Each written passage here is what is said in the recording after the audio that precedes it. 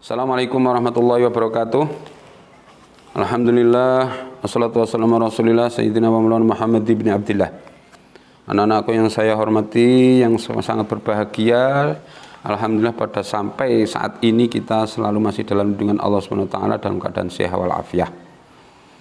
Anak-anakku kelas 9 MTS Nahdlatul Muslimin. Pada kesempatan kali ini alhamdulillah kita bisa sampai pada pembelajaran jarak jauh sesi kelima untuk pelajaran fikih, ya, kelas 9 fikih. Maka dari itu semoga ini nanti bisa menambah apa yang PJJ keempat kan masih kurang. Sekarang kita agak sedikit bisa menambah, alhamdulillah ada kesempatan PJJ kelima. Langsung saja untuk PJJ yang kelima ini adalah takziah dan ziarah kubur. Takziah, pengertian takziah menurut bahasa artinya menghibur.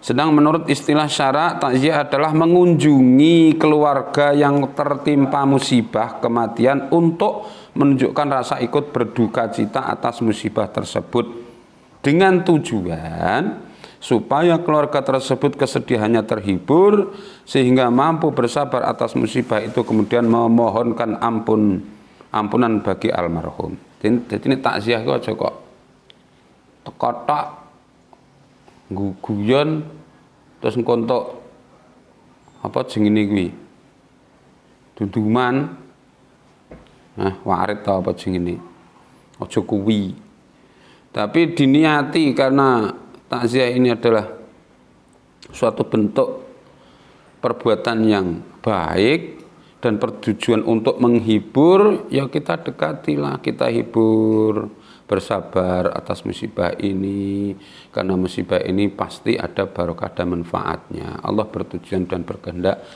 yang lebih baik. Itu sebagai bentuk hiburan. Hukum takziah hukumnya sunnah. Rasulullah SAW menganjurkan kepada umatnya agar bertakziah dengan memberikan motivasi berupa pahala yang besar besok di akhirat. Ma min mu'minin yu'azzi akhahu bimusibatin illa kasahullahu azza wa jal. Min hulalil kiramati yaumal qiyamah. Tiada seorang muslim yang bertakziah kepada saudaranya yang terkena musibah, melainkan Allah kelak akan memakaikannya. Sing wong gelem takziah ku apa disandangi. Dipakai Gusti Allah pakaian kehormatan di hari kiamat. Pakaian kehormatan cara saiki pokoknya sing pakaian sing indah bagai raja. Karena takziah itu adalah ada unsur hibur, ibadah, maka balasannya sangat luar biasa, yaitu akan diberikan pakaian Allah dan dipakaikan oleh Allah kepada orang yang suka takziah, ya, itu pakaian yang istimewa, pakaian yang agung, pakaian yang terhormat besok di yaumul qiyamah.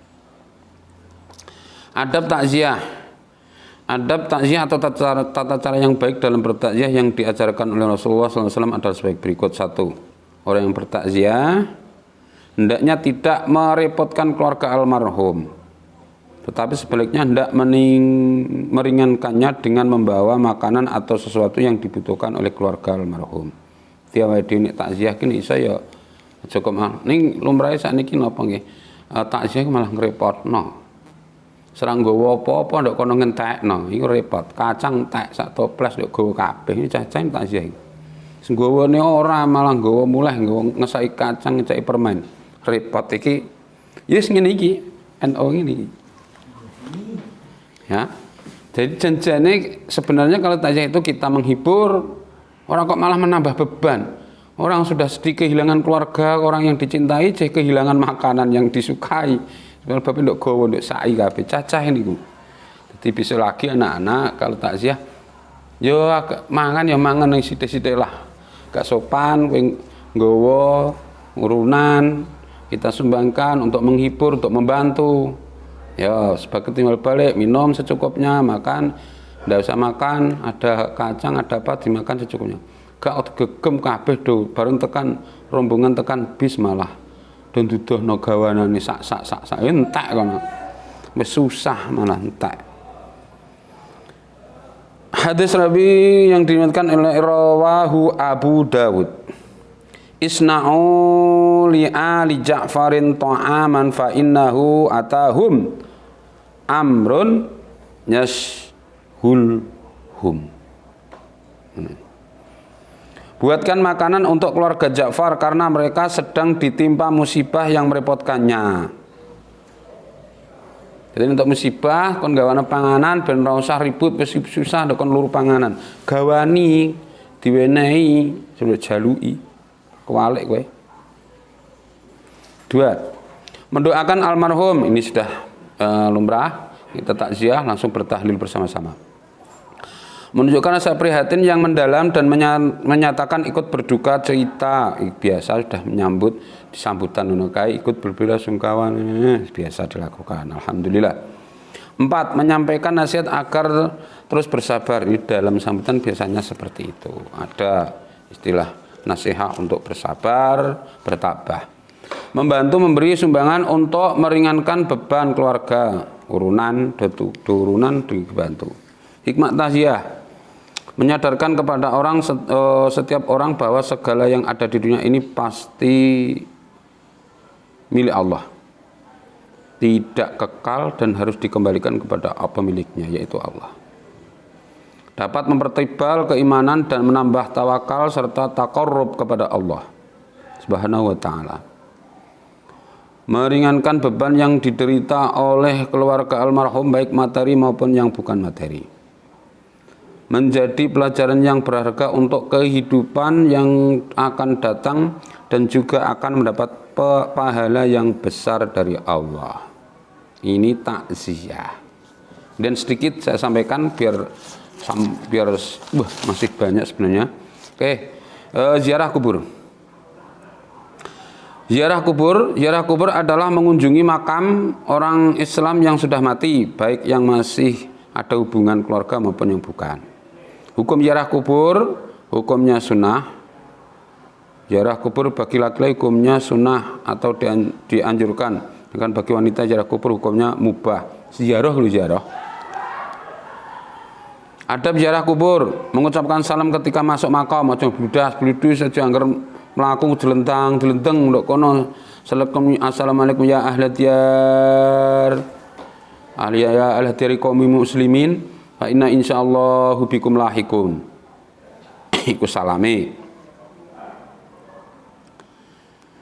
Berdoa kepada Allah agar almarhum diampuni dosa-dosanya, ndok kono tahlil aja malah guyon bal-balan ono mah. Ya sing lumrah sih wis ndok makom tetep tahlil, maksud ndok makom malah nyanyi-nyanyi rak mungkin. Tidak membangun makam. Kalau makam umum ndak boleh dideki, didirikan bangunan kadang dilepok peh ya nun sewu maaf. Wah, orang kaya mampu membeli semuanya, untuk kalau ditembok gede, padahal makam umum tidak boleh. Nah, makam pribadi sih namanya pribadi. Makam umum, muslim umum tidak boleh ditembok, tidak boleh. Tidak memuja-muja atau menganggap keramat suatu makam dan menjauhkan dari kemusyrikan. Contoh kita ke makam para wali, para pejuang, para pokoknya wong sing wis duwe kekasih Gusti Allah. Walaupun seperti itu kita tidak boleh memuja-muja makam tersebut, nyuwun-nyuwun Mbah, aku njaluk ini Mbah, tidak boleh. Berdoa tetap kepada Allah, kita bertahlil biasa, kemudian kita mohon kepada Allah Subhanahu wa taala dimanapun tempatnya. Memelihara diri dari sesuatu yang menyelewengkan akidah Islam yang dapat menjerumuskan kepada kemusyrikan. Memelihara diri dari sesuatu yang menyelewengkan. Contoh ndok kono apa? Bareng makom iki makom keramat, kowe nggawa watune utawa nggo kembangi, ndok dekok nang sak bocah wedok-wedok dadi mahabbah ben kowe katut kowe kabeh. Iku menyelewengkan. Iki keramat ya. Nggawa watune, watu sak cilik. Lah apa nggawa watu cilik, nggawa watu sak truk jos mah. Iso ana manfaate. Tidak boleh, itu namanya menyelewengkan. Hikmah ziarah kubur dapat merenungkan tentang kelemahan manusia di dunia, sebab wong nek ndur kuburan pastilah merenung, lemah hatinya karena melihat di bawahnya adalah orang-orang semuanya yang telah meninggal dunia. Ke anak ndur kuburan malah jingklak. Menyadari lebih dalam masalah musibah terutama tentang kematian, pasti ingat mati. Apa yang kuburan tak ingat mati. Dapat menghindarkan diri dari cinta dunia yang berlebihan, orang berlebihan ya mesti manusia itu tetap hubud dunia, tidak berlebihan. Mempunyai rasa takut dan penuh harap di dalam hati bagi orang yang berziarah. Yuwati kepada Allah, takut kepada Allah. Kalau besok pun kita akan mengalami ditanam di tanah seperti orang-orang yang ada di sekeliling kita. Dapat mengoreksi diri untuk perhitungan amal dan pertanggungjawaban di hadapan Allah Subhanahu wa taala. Nah, ini. Kemudian yang selanjutnya sedikit hanya pokok-pokok pengurusan harta si mayat, yaitu ada biaya perawatan jenazah, melunasi hutang piutangnya, melaksanakan wasiat, ya, membagi harta waris yang pada yang berhak. Itu, ya, itu adalah nanti pengurusan harta si mayat. Untuk globalnya, untuk lebih detailnya, ini karena waktunya mohon maaf tidak begitu cukup karena masih banyak. Ini nanti ada kalau kita bahas tentang cara pembagian harta waris sangat satu pertemuan sendiri pun tidak cukup. Tapi kalau nanti ada pertemuan yang selanjutnya insya Allah akan saya sampaikan ya. Untuk kali ini kita cukup pokok-pokok, yaitu pengurusan harta si mayat, yaitu biaya perawatan jenazah, melunasi hutang piutang, melaksanakan wasiat. 4, membagi harta waris kepada yang berhak. Jadi yang berhak di sini ada nanti. Kemudian untuk melengkapi persyaratan PJJ yang kelima ini, anak-anak harus mengerjakan yaitu halaman 34 ulangan harian nomor 5 sampai 9. Nomor 5 sampai 9. Ya, dikerjakan. Kemudian tidak aktif tapi harus aktif anak-anak. Terima kasih atas perhatiannya, semoga anak-anak selalu mendapatkan ilmu yang barokah, manfaat, dan bisa memberkahi dunia akhirat, bisa menjadikan anak-anak yang berguna bagi nusa bangsa dan agama.